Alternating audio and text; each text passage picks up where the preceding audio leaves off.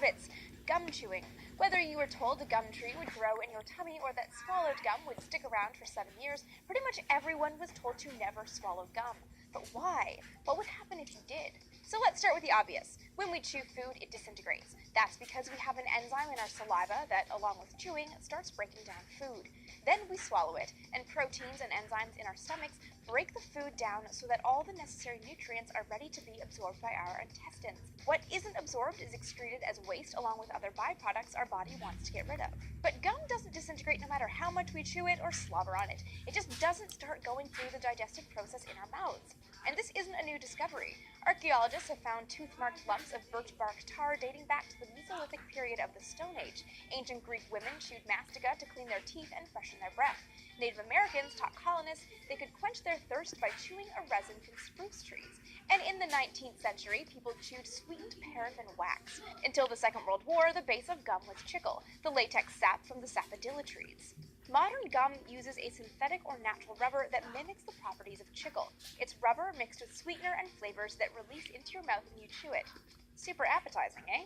So swallowing gum comes down to swallowing rubber, which just sounds like it's bad for your body. I mean, the FDA classifies gum as a non-nutritive masticatory substance.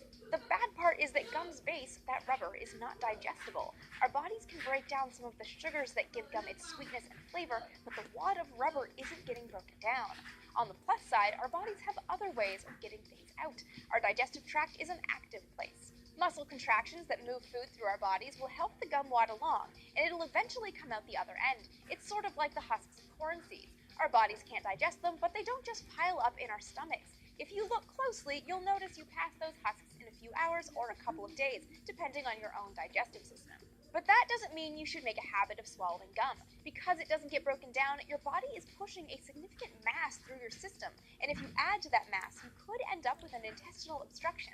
Basically, a blockage in the one tube that processes everything.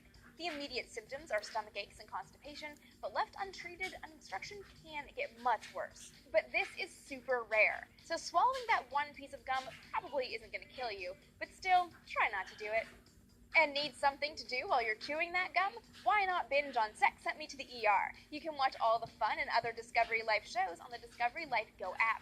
Check it out and download it for free at your app store. We once looked into whether or not chewing gum is better than flossing. You can find the answer right here. What weird gum myth have you heard? Let us know in the comments. Don't forget to like this video and subscribe so you never miss an episode of D News.